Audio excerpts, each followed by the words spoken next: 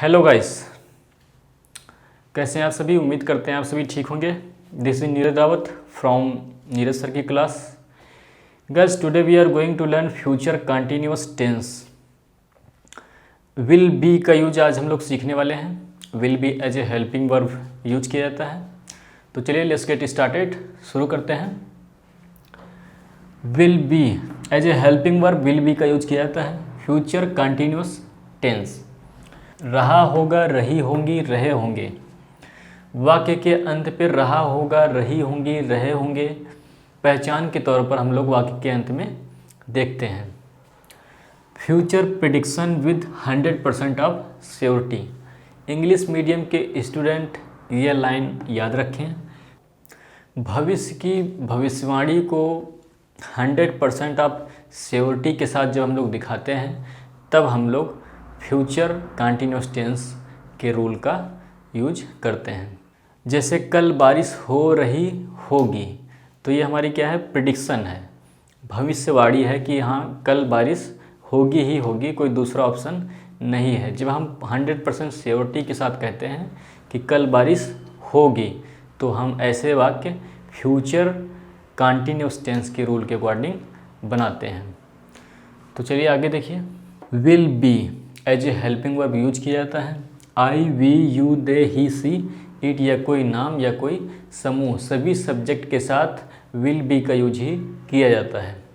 Guys, आप में से कुछ स्टूडेंट कंफ्यूज होंगे कि यहाँ पे विल बी का यूज हो रहा है बट यहाँ पे शैल बी का यूज क्यों नहीं किया जा रहा है। तो आप लोगों को मैं बता दूँ कि शैल बी का यूज अब मॉडर्न इंग्लिश में नहीं किया जाता है। शैल बी का यूज सिर्फ मॉडल वर्ब में एज ए हेल्पिंग वर्ब हम लोग यूज करते हैं। तो मॉडल के वीडियो लेक्चर में आपको शैल अच्छे से पढ़ा दिया जाएगा, तो वहाँ पे आप समझ लेना। तो चलिए आगे बढ़ते हैं। चलिए अब रूल देख लेते हैं।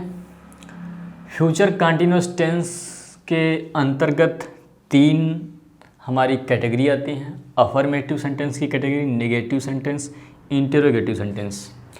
इंटरोगेटिव सेंटेंस में 2 सब कैटेगरी होती हैं, यस और नो कैटेगरी और क्वेश्चन इन डिटेल कैटेगरी। तो चलिए कुछ एग्जाम्पल लेते हैं, एग्जाम्पल की मदद से आप बेहतर समझ पाएंगे।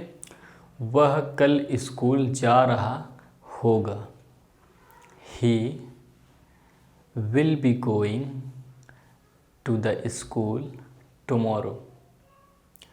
मैं अगले हफ्ते अयांश की मदद कर रहा हूँगा।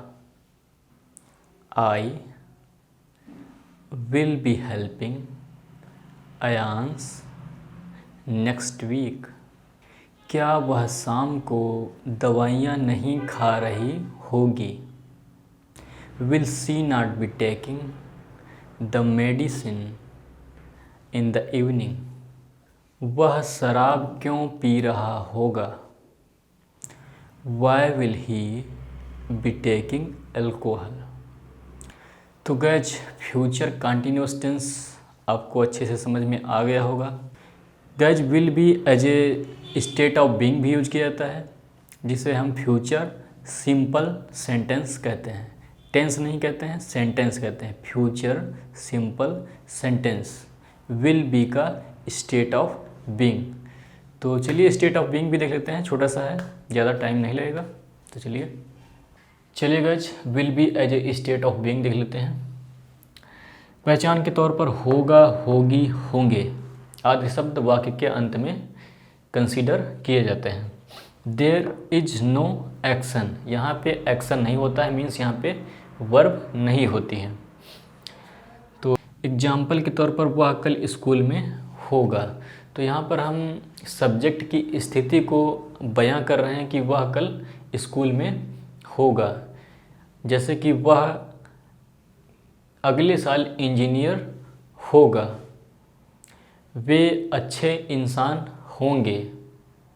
रिया घर पर होगी। अयांश हॉस्पिटल में होगा।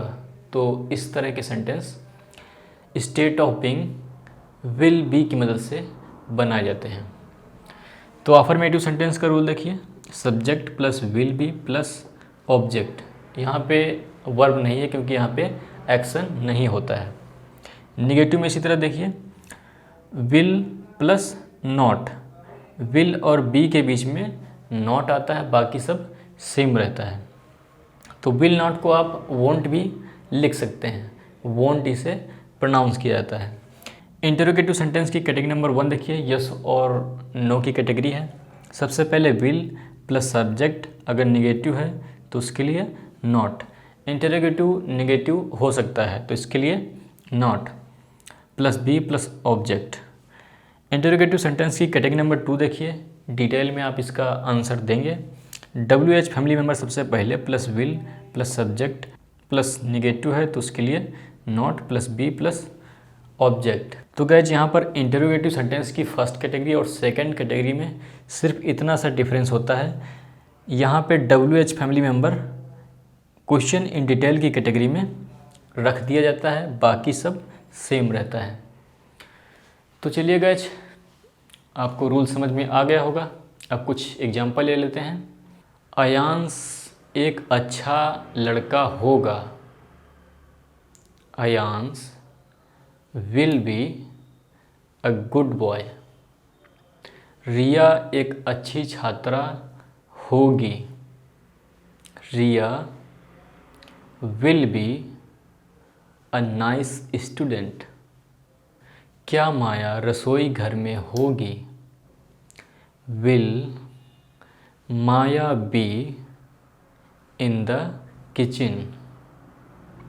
तो गाइज उम्मीद करते हैं विल बी के दोनों यूज फ्यूचर कंटिन्यूअस टेंस और फ्यूचर सिंपल टेंस या स्टेट ऑफ बीइंग आपको अच्छे से समझ में आ गया होगा। अगर अभी भी कोई कन्फ्यूजन है तो कमेंट बॉक्स में टाइप कीजिए, वहाँ पे आपकी सारी कन्फ्यूजन दूर की जाएगी। तो उम्मीद करते हैं आज का वीडियो लेक्चर आपको पसंद आया होगा। पसंद आया तो लाइक कीजिए, शेयर कीजिए, चैनल को सब्सक्राइब कीजिए, बेल आइकन को प्रेस करिए ताकि नोटिफिकेशन आपको टाइम भी मिल जाए। तो मिलते हैं किसी और वीडियो लेक्चर में किसी और टॉपिक के साथ। Till then take care, have fun.